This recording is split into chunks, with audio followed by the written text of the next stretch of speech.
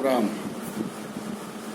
हम आप सब से हाथ जोड़कर प्रार्थना करना चाहते हैं कि जो राजाओं का राज था, अपनी कुर्सी पाने के लिए लोग अपने पिता की, अपने बच्चे की, अपने राजा की हत्या कर दिया करते थे।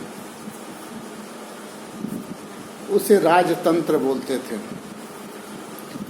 अब आज़ादी के बाद लोकतंत्र आ गया और लोकतंत्र को बचाने के लिए उन्हीं राजाओं की तरह कहीं दंगे कराए जाते हैं, कभी सैनिकों को मरवाया जाता है, कहीं जमीन कब्जा कराया जाता है। अपने वोट के लिए दूसरे के घर में बम फिट करवाया जाता है। अपने वोट के लिए दूसरे के घरों पर बुलडोजर चलवाया जाता है। अपने वोट के लिए हिंदू मुस्लिम किया जाता है। अपने वोट के लिए मंदिर मस्जिद किया जाता है। तो राजतंत्र और लोकतंत्र में आप लोग कुछ अंतर समझ रहे हैं? अगर अंतर समझ रहे हैं तो ठीक, और नहीं समझ रहे हैं तो भी ठीक। कारण है कि भक्ति जब अंधभक्ति में भी परिवर्तित हो जाती है तो उस देश का नाश होने लगता है, उस देश का पतन होने लगता है, उस देश का स्थिति दिन प्रतिदिन गिरने लगता है। हम देश विदेश घूमकर दोस्तों का फायदा कराते रहें और मीडिया के माध्यम से अपना महिमा मंडल कराते रहें, ताकि भारत की जनता जो है, अनपढ़ जनता, मूर्ख जनता, बिना पढ़ी लिखी जनता, वो मीडिया द्वारा बताई गई बातों को गांठ बांध ले और कहे कि हमारा देश विकास कर रहा है, हमारा देश विदेशों में डंका बज रहा है। ऐसा मंत्री, प्रधानमंत्री, मुख्यमंत्री इसके पहले कभी था ही नहीं। आज़ादी 2014 के बाद मिली। इस तरह के अंधभक्ति अगर जिस देश में सवार हो जाए कि गलत भी अच्छा लगे और अच्छा कुछ होबे न करे,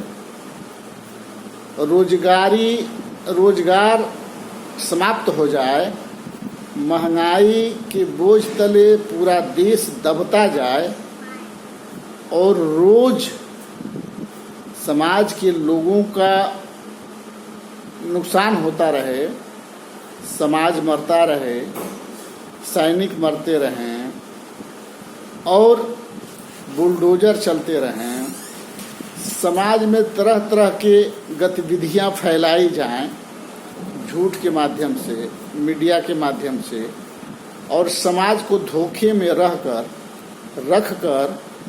अपने कुर्सी को बचाने के लिए तरह तरह के टैक्स लगाए जाएं और उस टैक्स के माध्यम से अपने सांसद विधायक खरीदने और अपने चुनाव प्रचार में खर्चा किया जाए।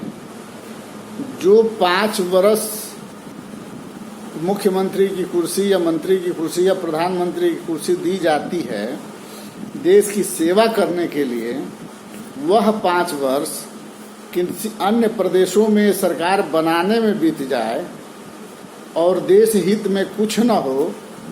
पिछली सरकारों के बजट पास किए पैसे, पिछली सरकारों के पास किए गए कार्यकलाप वही दिखता रहे, नया कुछ हो ही नहीं, कागज पर कोई नया काम न हो और सिर्फ मीडिया ये बताती रहे कि अगला पीएम कौन और ये नहीं तो कौन, हिंदू खतरे में है, हिंदू राष्ट्र की स्थापना होगी अपने नहीं तो अन्य के माध्यम से, और ऐसा कुछ दिखे ना तो हम भक्त नहीं अंधभक्त हैं कि सब जानते हुए भी अनजान बने हुए हैं कि सरकार हम सबको मूर्ख बना रही है।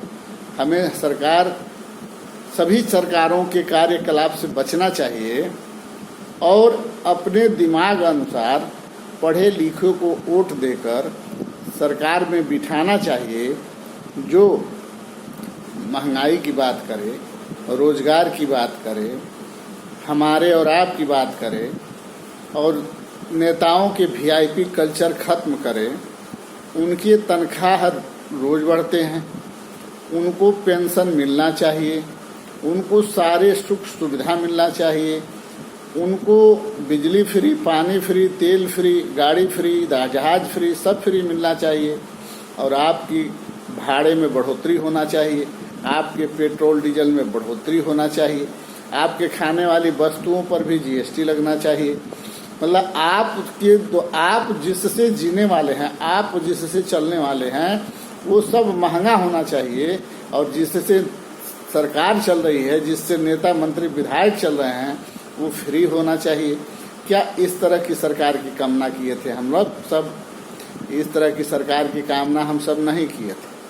हमें जो वीआईपी कल्चर सरकार को मिल रही है, वो वीआईपी कल्चर हमारे समाज को मिलना चाहिए। और वो नेता हैं, उन्हें किसी तरह का भोग या किसी तरह का सुख या किसी तरह का तनख्वाह या पेंशन नहीं मिलना चाहिए, क्योंकि वो समाज सेवक हैं, वो समाज की सेवा करने आए हैं। वो पैदल चलकर, अपना खाकर, अपना पीकर अगर समाज सेवा करते हैं तो समाज सेवक हैं, नेता हैं।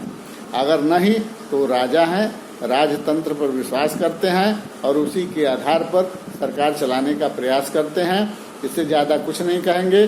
भक्ति से बाहर आइए, अंधभक्ति से बाहर आइए, भक्त बनिए, वो भी भगवान के। जय श्री राम।